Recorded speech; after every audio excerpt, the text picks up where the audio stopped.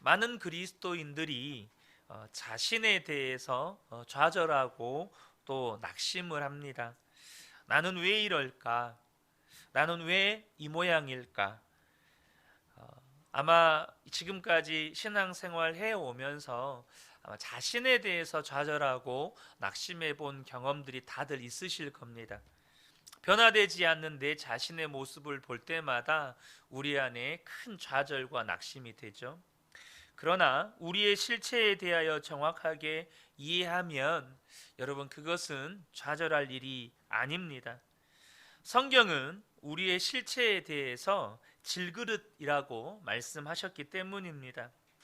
그러므로 우리 자신이 질그릇 같아서가 문제가 아니라 나 자신이 질그릇임을 받아들이지 않는 것이 문제인 것이죠.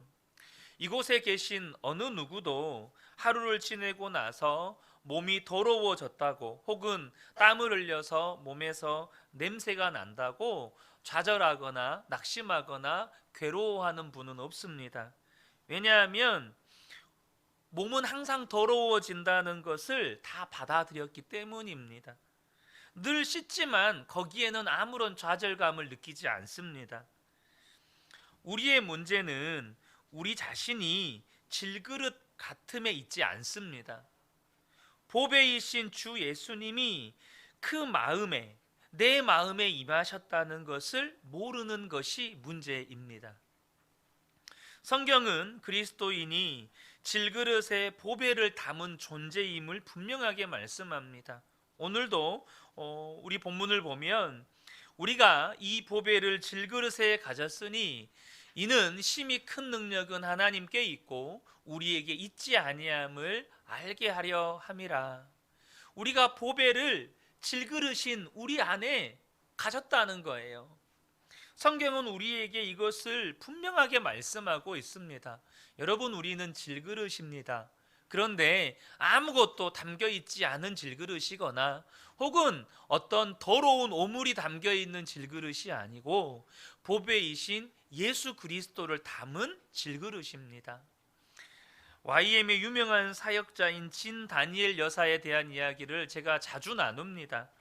이 진 다니엘 여사는 10대 때부터 벌써 집회를 인도하는 은사 사역자였던 특별한 은혜를 받은 사람입니다.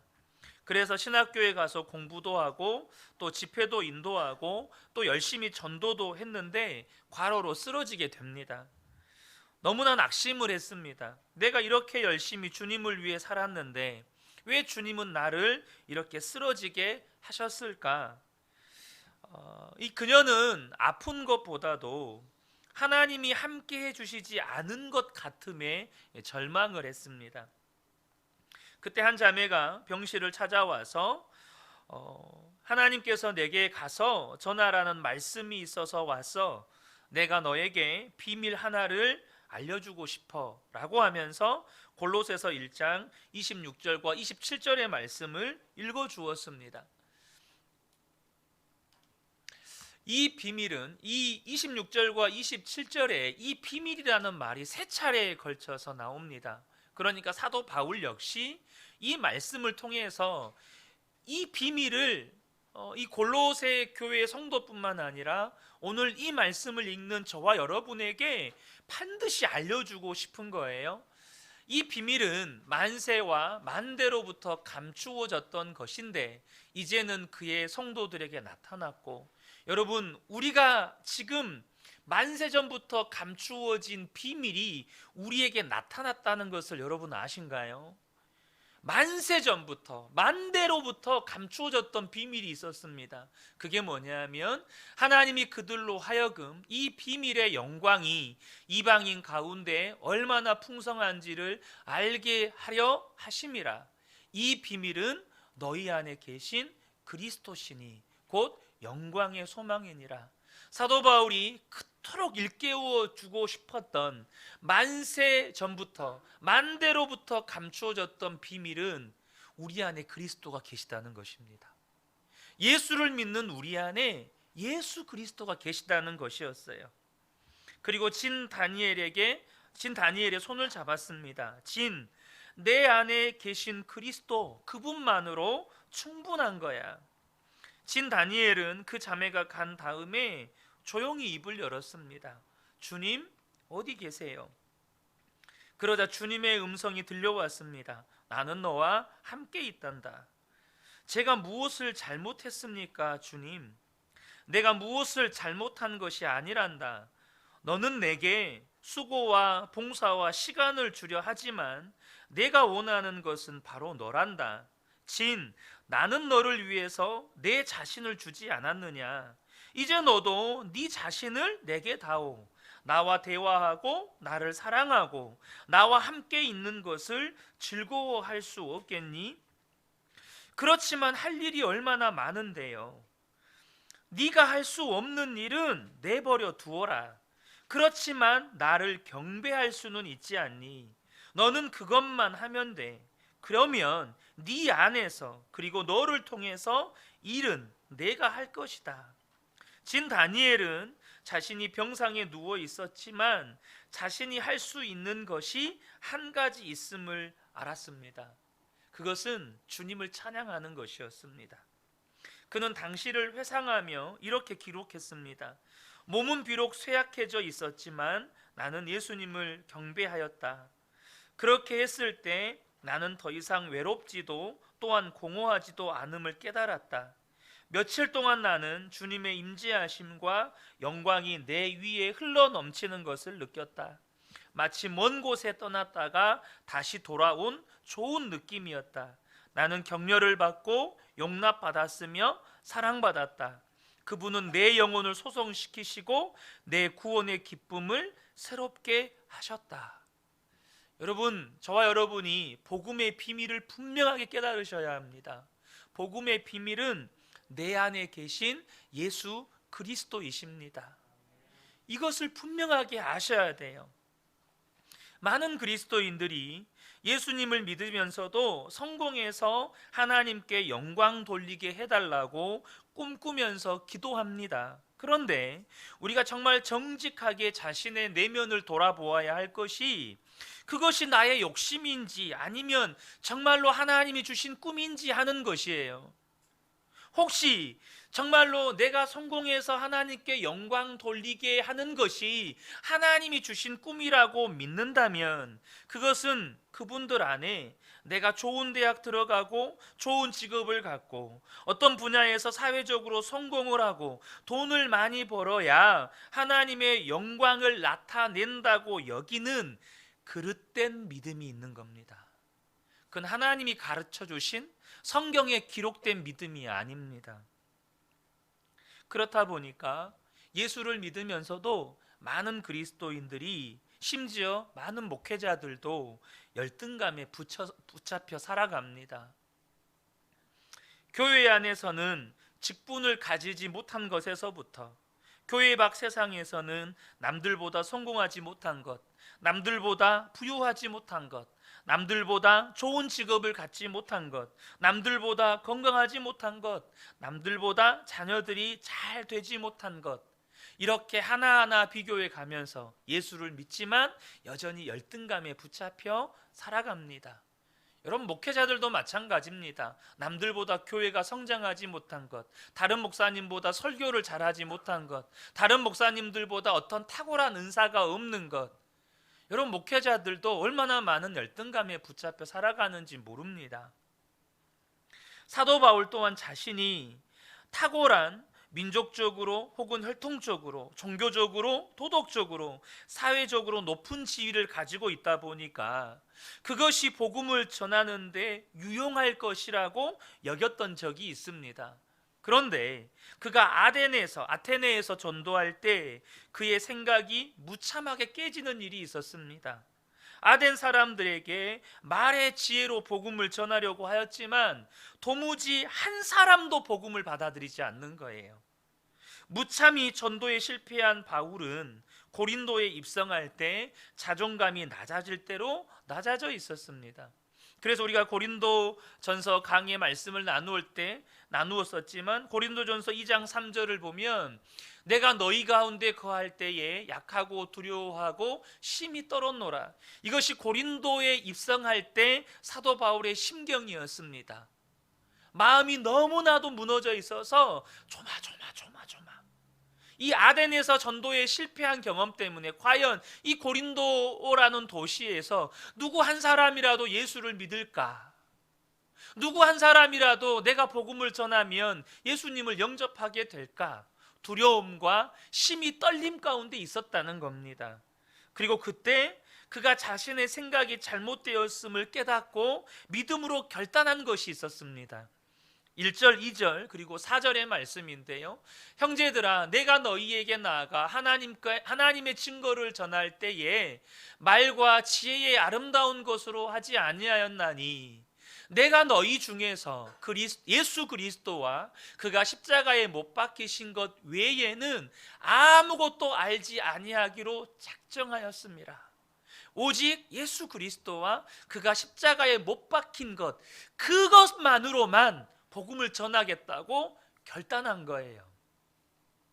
4절에서도 내 말과 전도함이 설득력 있는 지혜의 말로 하지 아니하고 다만 성령의 나타나심과 능력으로 했다라고 사도 바울은 고백합니다. 사랑하는 성도 여러분, 우리 안에 분명하게 아셔야 합니다. 여러분, 예수 그리스도께서는 우리가 무엇을 해서 영광 받으시는 분이 아닙니다. 소위 말해서 내가 성공해서 내가 남들에게 우러러 존경을 받을 만큼 어떤 지위에 오를 만한 업적을 이루어서 주님께 영광 돌리는 게 아니에요. 주님은 예수를 믿는 우리 자신을 그대로 받고 싶어 하십니다. 그냥 우리 안에 거하기를 원하시는 거예요. 사도 바울이 이 경험 때문에 고린도 교회 성도들에게 보낸 편지에서 이런 말을 합니다. 고린도전서 1장 27절에서 29절인데요.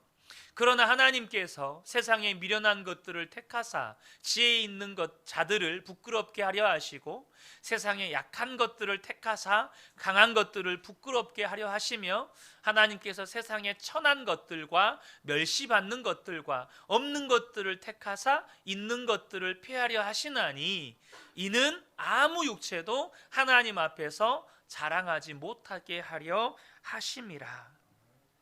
사랑하는 성도 여러분, 우리가 정말로 구원받았다면 내 안에 있는 부족함 때문에 좌절할 필요가 없습니다.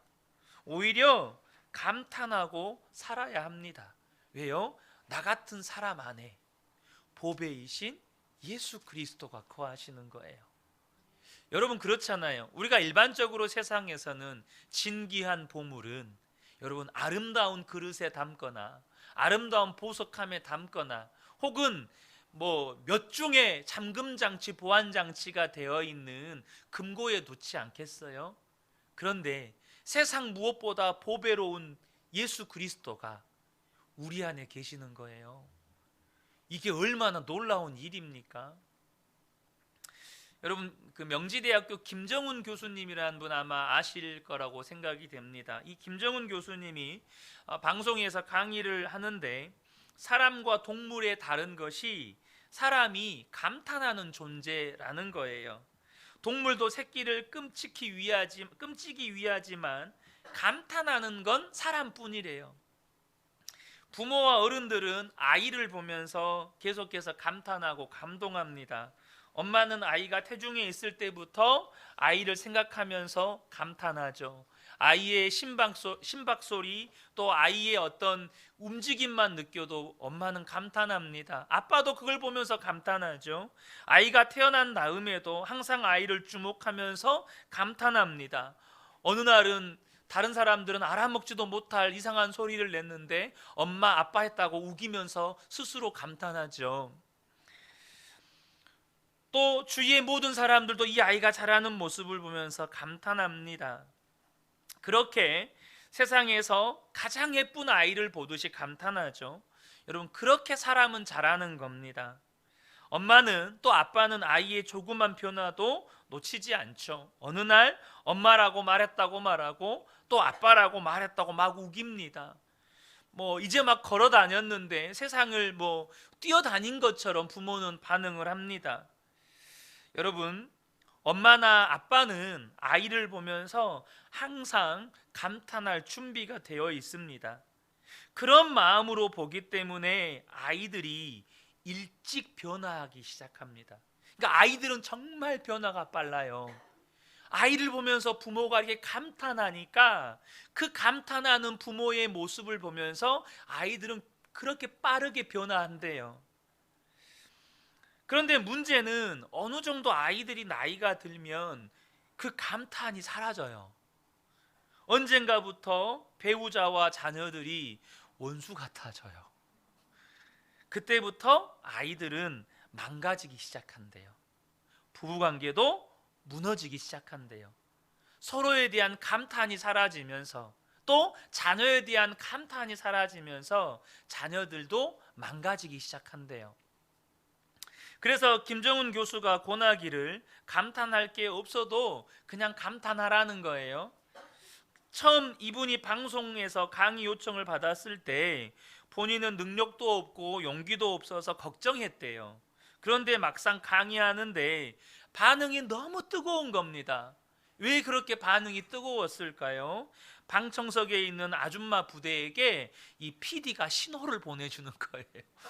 그 타이밍에 절묘하게 신호를 보내주면 강의가 좋든 싫든 이렇게 반응을 하면 이 김정은 교수는 신기하게도 이게 이 PD의 손짓에 따라서 반응하는 건지 알면서도 신이 나더래요. 그렇게 반응을 해주면 그렇게 신이 나서 자신감이 생기더라는 겁니다. 자기가 경험해 보니까 먼저 감탄을 하면 감탄할 게 생기고 사람은 감탄하면 놀랍게 변한다는 거예요. 여러분, 이것은 인간관계에서 굉장히 중요한 것을 우리에게 가르쳐 줍니다. 그런데요, 하나님과 우리 관계는요, 이거를 뛰어넘습니다. 무슨 말이냐면 그리스도인들은 억지로 감탄할 이유가 없다는 거예요. 무슨 말이냐? 우리 안에 예수님이 거하신다는 겁니다. 이걸 아셔야 돼요. 어떤 처지와 형편에서도 우리에게는 감탄할 이유가 있어요. 여러분, 개천에서 용이 나면 감탄하시죠? 우리 안에 예수 그리스도가 계신 것이 개천에서 용난 수준인 줄 아십니까? 그것은 불가사의입니다. 있을 수가 없는 일이에요. 여러분, 예수를 믿는 우리 안에 만물의 창조자 되시고 열방의 통치자 되시고 여러분, 만왕의 왕이신 주님이 거하신다. 그래서 여러분, 누군가 안에 예수 그리스도가 계시다, 이것은 감탄할 일이에요. 속을 썩이는 남편, 속 썩이는 아내, 혹은 속 썩이는 자녀를 보고도 와, 기적이네.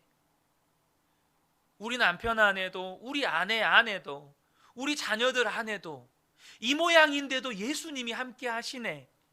이게 기적인 거예요. 여러분, 정말 가시 같은 성도, 문제가 많다고 생각하는 성도들을 보고도 여러분, 우리는 감탄할 일입니다. 왜요? 저런 성도 안에도 예수님이 계시는구나. 여러분, 그분 안에 계신 예수님이 괴롭겠어요? 그분 밖에 있는 저와 여러분이 괴롭겠어요? 이거 아셔야 돼요. 저분 안에 예수님이 계시는구나. 여러분, 우리들의 문제는 그 주님이 보이지 않는다는 겁니다.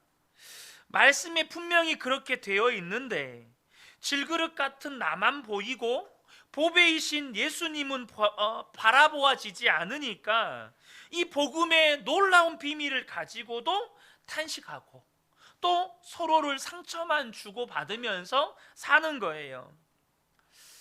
저도 이제 예수 동행일기를 쓴 지 이제 1년을 거의 다 채워가는 것 같습니다. 예수 동행일기를 쓰면서 제 자신 안에 일어난 변화 가운데 하나는 분명한 건 제 자신이 질그릇이라는 것을 너무나도 분명하게 본다는 겁니다.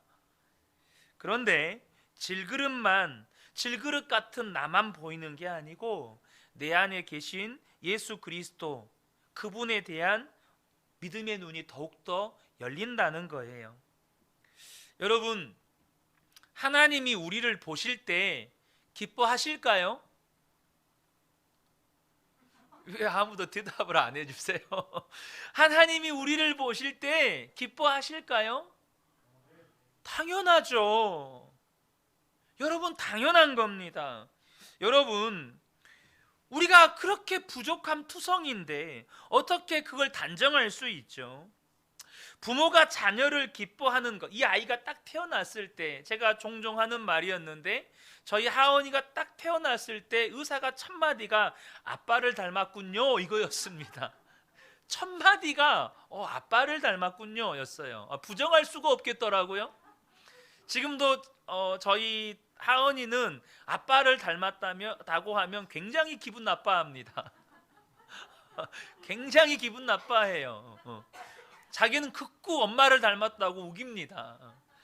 예, 뭐 저는 그러려니 하고 사는데요. 근데 우리가 자녀를 보면서 기뻐하는 이유가 뭐죠? 날 닮았어요. 날 닮은 거예요. 그런데 자녀가 부모를 닮았다는 건 그리 대단한 게 아닙니다. 뭐 부모를 닮았다고 해서 눈이 3개거나 뭐 코가 2개거나 이러지 않아요. 부모를 닮았다는 건 뭐 눈매, 코 모양, 얼굴 모양, 손과 발 모양이 조금 비슷한 것 뿐이에요. 그런데도 그걸 보고 감동받고 그걸 보고 감탄해요. 자녀를 볼 때 부모가 감탄하는 이유는 그거예요. 생명이 태어났을 때 감동받는 이유는 그겁니다. 여러분, 하나님께서 우리를 보실 때 기뻐하시고 감탄하는 이유는 다른 게 아닙니다. 바로 우리 안에 계신 예수 그리스도 때문이에요. 우리 안에 계신 예수 그리스도 때문이에요. 그래서 우리 안에 예수님이 계시기 때문에 우리 안에 예수님을 닮은 구석이 조금씩 있는 거예요. 우리 안에 영혼을 사모하는 마음이 있어요. 우리 안에 그래도 주님을 사랑하는 마음이 있어요. 우리 안에 그래도 하나님 말씀에 순종하며 살고 싶은 그 일말의 마음이 있어요. 이게 다 어디서 나오죠? 우리 안에 계신 예수 그리스도 때문에 우리 안에 주님 닮은 구석이 있는 거예요. 그걸 보시면서 하나님은 감탄하시고 그걸 보시면서 하나님은 기뻐하시는 거예요. 우리가 100% 완벽하게 예수님 닮아서 무슨 컨트롤 C, 컨트롤 V 이거 아니에요. 우리 안에 그 작은 구석, 예수님 닮은 그 작은 구석 때문에 우리 안에 보배이신 예수 그리스도가 계셔서 예수님 닮은 그 작은 구석 때문에 하나님은 감동하시고 감탄하시는 거예요. 많은 성도들이요, 자신이 변화될 것을 잘 믿지를 못해요. 또 가족들이 변화될 것을 잘 못 믿습니다. 교회와 성도들이 변화될 것을 믿지를 못해요. 그것은 실제로는 예수님이 내 안에 살아 계시다는 걸 안 믿는 거예요. 변화를 못 믿는다는 건 내가 변화될 것을 못 믿고 다른 성도들이 변화될 것을 못 믿는 건 내 안에 예수 그리스도가 계시다는 것을 안 믿는 거예요. 어느 목사님이 부모님이 다투시며 사는 것을 보고서 결혼할 때 이런 결심을 했대요. 나는 절대 내 아내의 눈에서 눈물이 나오지 않게 하리라. 불가능한 결단이죠. 불가능한 결단 아니겠습니까? 그런데 목회하다가 아니나 다를까 사모님과 크게 다툰 적이 있었어요. 가만히 생각해 보니까 목사님 자신이 잘못한 것이라 자존심을 죽이고 용서를 구했습니다. 그랬더니 사모님이 파르르 떨면서 용서 못해요 라고 했답니다. 용서 못해요. 제가 어떻게 당신을 용서해요? 지난번에도 그랬고 이번에도 그랬는데 용서하면 또 그럴 거잖아요. 사모님의 말이 피수처럼 목사님의 마음에 꽂혔습니다. 다음날 교회에서 기도하면서 마음을 정리하고 집으로 가서 사모님에게 이렇게 물었습니다. 당신 하나님 믿어? 사모님이 대답할 가치도 없다는 듯 말을 하지 않았습니다. 목사님은 이어서 말을 했습니다. 하나님이 10년 후에도 나를 이런 모습으로 놔두실까? 여보, 하나님을 믿으면 나를 용서해 주세요. 그때 사모님의 눈에서 눈물이 흘렀답니다. 마음을 돌이킨 거죠. 목사님을 믿어서가 아니고 하나님을 믿으니까. 그래도 목사님 안에 계시는 예수님을 믿으니까 목사님을 용서한 거죠. 여러분, 우리가 주님을 바라보는, 정말로 주님을 믿는 믿음의 눈이 뜨이면 인간 관계도 새로워집니다. 어떤 사람도 변화될 것이 믿어집니다. 왜요? 주님이 하실 거니까. 그분 안에 계신 주님이 하실 거니까. 여러분, 우리는 너무나도 놀라운 복을 받은 사람들입니다. 우리 중에 예수를 믿는 것이 분명하다면 한 사람도 예외는 없습니다. 주님은 우리 안에 오셨고 24시간 한순간도 우리를 떠나지 않으시고 함께 계십니다. 문제는 주님이 함께하지 않으심이 아니고 내가 주님을 바라보는 눈이 뜨이지 않은 것이죠. 우리의 문제는 주님이 희미하게 보이는 사람이 있는가 하면 그 주님이 너무나도 선명하게 보이는 사람이 있는 거예요. 주님을 이따금 바라보는 사람이 있는가 하면 주님을 항상 바라보는 사람이 있어요. 그 차이가 여러분 천국의 삶을 사는 차이입니다. 주님이 함께하지 않으심이 아니고 함께 하시는 주님을 바라보는 믿음의 눈이 얼마나 뜨였는가 차이예요. 충청도에서 목회를 하시는 한 목사님이 계시는데요, 이 목사님은 시각장애인이십니다. 평신도 집사님이셨을 때 어느 순간부터 시력이 약해지셔서 다니던 직장을 그만두고 신학교에 가셨습니다. 시력이 점점 약해지는 가운데서도 목사 안수를 받으셨고 목회를 하시는데 결국에는 시력을 거의 다 잃어버리셨습니다. 그런데 그분은 놀랍게 목회를 하고 계십니다.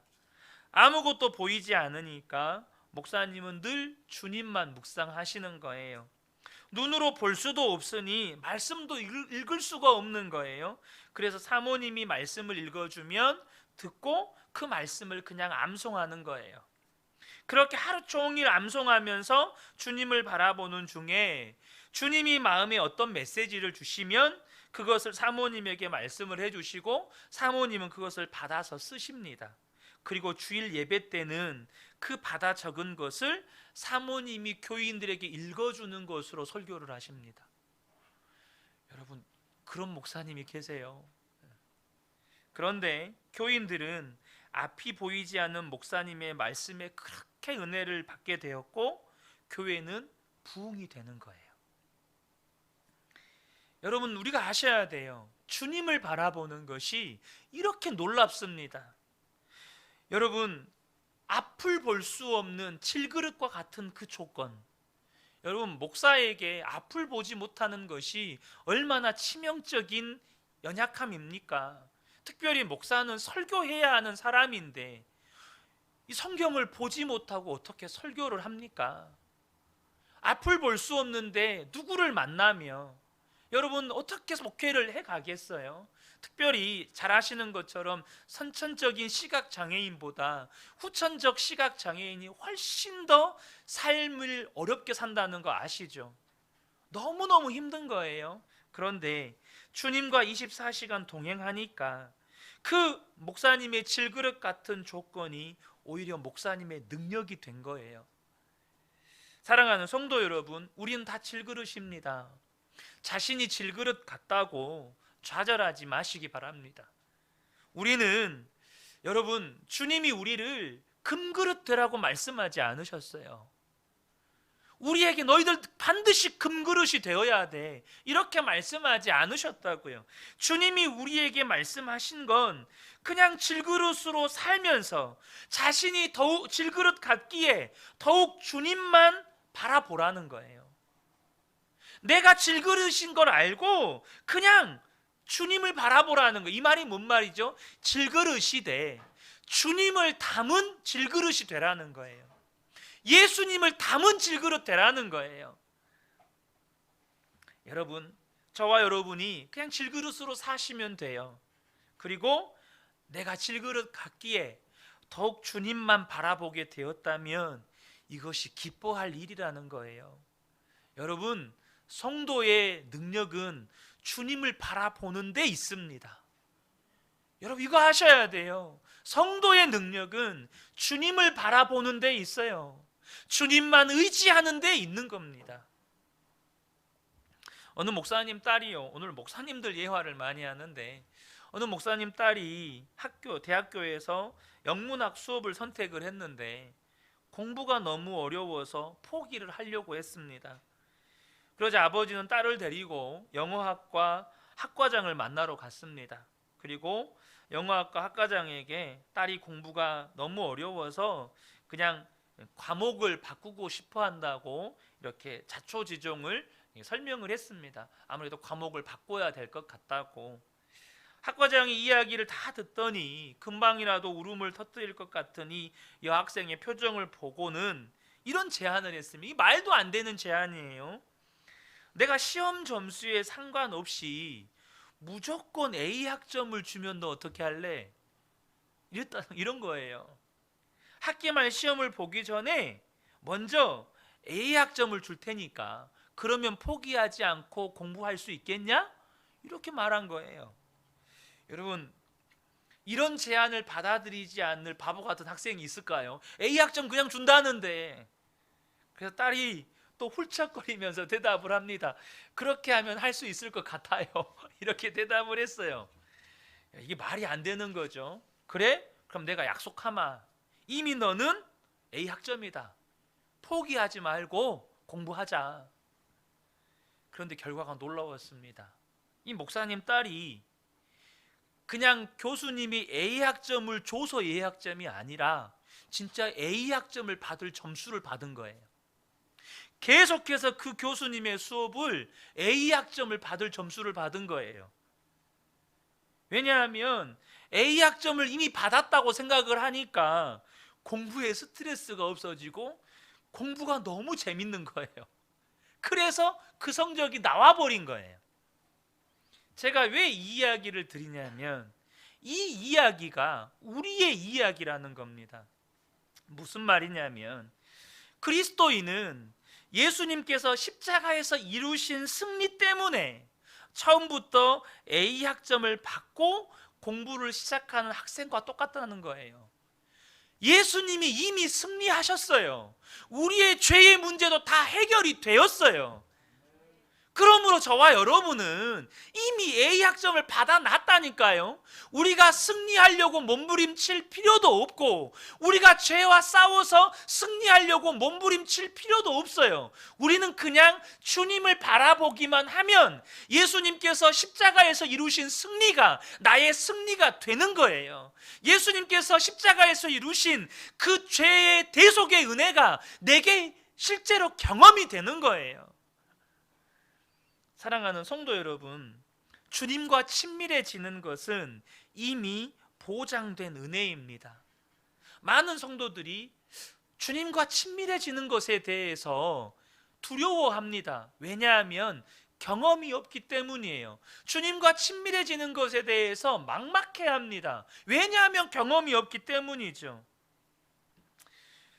여러분, 저와 여러분이 분명히 아셔야 됩니다. 주님과 친밀해지는 건 보장된 은혜입니다. 그러나 단 어느 순간도 여러분, 저와 여러분이요 그냥 막연하게 주님이 친밀해질 거라고 기다려서는 안 된다는 거예요. 기다리다가 인생 끝납니다. 믿음으로 한 걸음 한 걸음 주님을 바라보며 나아가는 일이 반드시 필요해요. 왜요? 주님과와 우리의 관계는 인격적인 관계이기 때문이에요. 내가 주님께 나가야 돼요. 그래야 주님과 친밀해지는 거예요. 예수 동행일기를 통해서 주님과의 친밀함을 누리라고 말씀을 전하지만 반응이 늘 소극적인 성도들이 많습니다. 저도 앞서도 여러 번 말씀드렸지만 이 예수 동행일기를 재시도한 게 이번이 3번째입니다. 여러 번 세미나를 참석했고 세미나에 200명의 목회자 선교사님들이 참석했지만 실제로 끝까지 세미나에 끝까지 남아서 예수 동행일기를 쓰겠다고 결정하시는 분들은 한 30%밖에 안 돼요. 근데 이 30% 안에서도 나중에 70%는 다 떨어져 나가고 한 30% 남아요. 제가 2번 그렇게 떨어져 나갔어요. 그리고 3번째 올해 다시 도전을 했는데 지금까지 이어오고 있습니다.